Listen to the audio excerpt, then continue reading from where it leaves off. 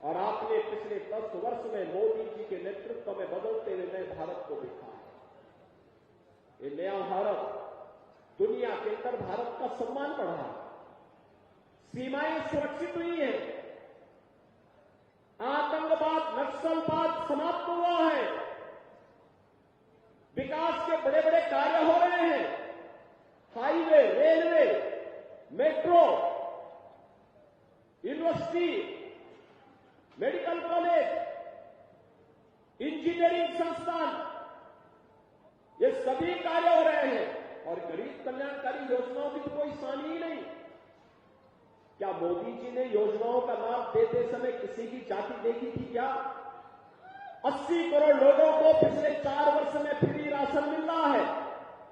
80 करोड़ लोगों की देश के अंदर भूख का कलंक सदैव के लिए समाप्त हो जाए। जो भूख कांग्रेस ने दी थी देश को, जिस देश के गरीबों को भूखों मरने के लिए कांग्रेस के नेतृत्व ने छोड़ दिया था, कांग्रेस, सपा, बसपा ये सब एक ही थैले के चट्टे बट्टे हैं, कोई अलग नहीं है। ये वोटों के सौदागर हैं, चुनाव के समय दिखेंगे, बाकी संकट के समय सब गायब हो जाएंगे, किसी का अता पता नहीं होता है। और बहनों और भाइयों, यही कहने के लिए आए हैं हम लोग कि देश को भूखों मरने के लिए छोड़ दिया था कांग्रेस ने, सपा ने, बसपा ने। देश को 80 करोड़ लोगों को फ्री में राशन मोदी जी के नेतृत्व में मिल रहा, अगले 5 वर्ष तक निरंतर मिलेगा।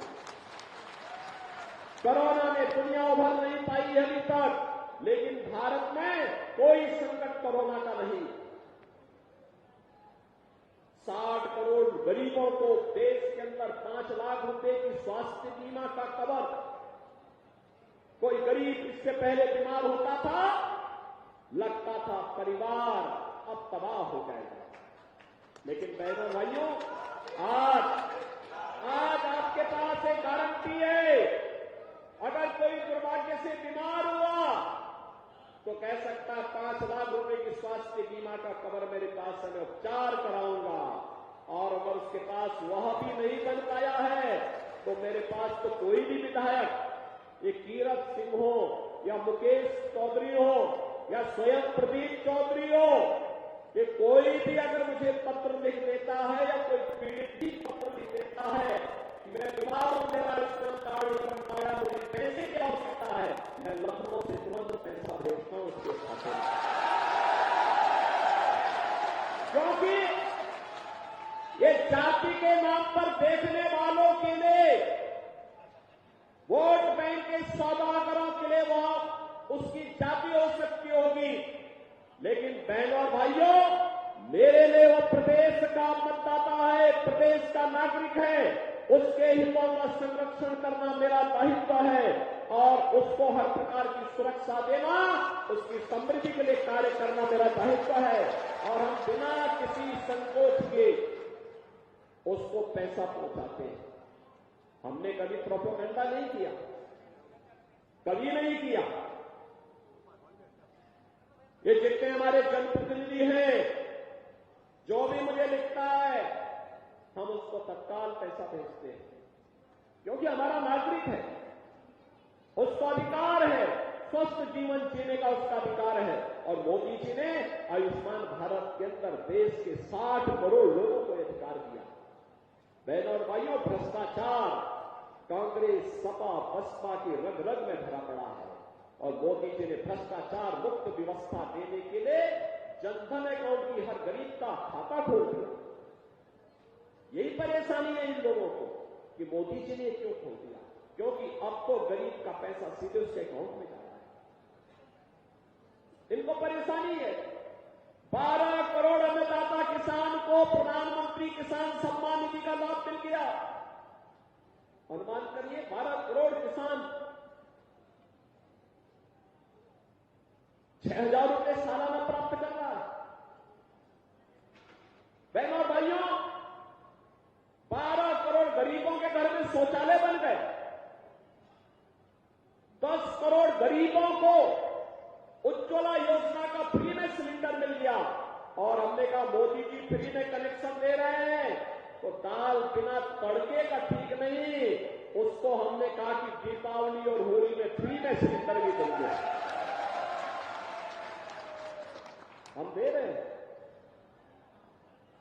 और तो मोदी जी ने प्रधानमंत्री कृषि सिंचाई योजना बनाई।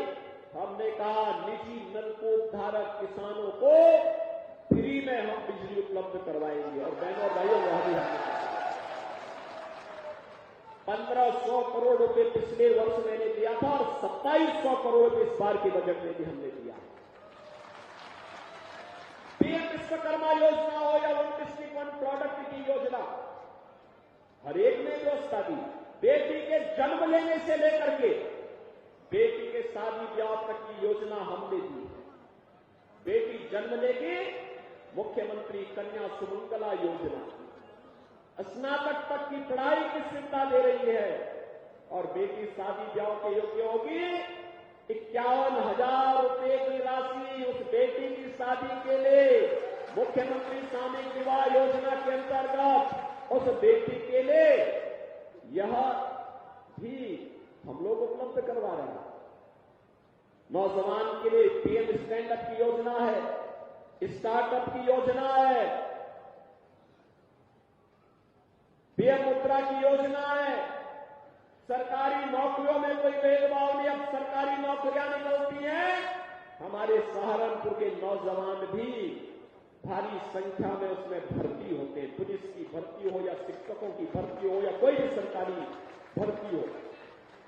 नहीं तो पहले 2-3 जिलों के लोग ही भर दिए जाते थे, बाकी लोगों को ठेला दिया जाता। अब मैं कहा नहीं चलेगा, 75 के 75 जनपदों की भर्ती होगी। और अगर कोई नौजवानों के भविष्य के साथ खिलवाड़ करेगा, उसके बाप दादों की प्रॉपर्टी को जब्त करके गरीबों का काम करता है। पहले माफिया सिर चढ़ करके बोलते थे। कैसे माफिया सिर चढ़ करके बोलते थे? छोटी छोटी बात को लेकर दंगा होता था। आज देख रहे हो कि दंगा करने वाले भूल ही गए, दंगा भी कभी होता था। उल्टा लटका दिया जाता है उनको। दंगा करते हैं तो तुरंत पकड़ करके उल्टा लटका कर नीचे मिर्च का झोंका लगा दिया जाता है। और अगर किसी निर्दोष व्यापारी और बेटी के साथ कोई दुर्व्यवहार करता है और बहनों और भाइयों, उस समय उसकी क्या दुर्गति की जाती है, ये भी आपने देखा होगा। प्रयागराज का माफिया जबरदस्ती एक पिछड़ी जाति के व्यक्ति की निर्मम हत्या करने के आरोप में किस तरीके का व्यवहार करता था। और बहनों और भाइयों, उसकी प्रॉपर्टी को जब्त करके हमने गरीबों के लिए मकान बना दिया। लोगों ने कहा ये सब क्या कर रहे हैं, तो बहुत बड़ा माफिया है। हमने कहा कितना बड़ा माफिया है तो समय बताएगा, लेकिन फिलहाल गरीबों को मकान बनाऊंगा भी और अपने हाथों से मैं देने के लिए जाऊंगा। और मैं स्वयं गया था। बहनों और भाइयों, यह केंद्र की या राज्य की जो भी सरकार है, इसका एक ही विजन है और वह है जनता जनार्दन की सेवा करना, अपने राज्य को और अपने देश को दुनिया की सबसे बड़ी ताकत बना देना। क्योंकि इससे में आपका भविष्य भी उज्जवल है और आने वाली पीढ़ी का भविष्य भी उज्जवल है।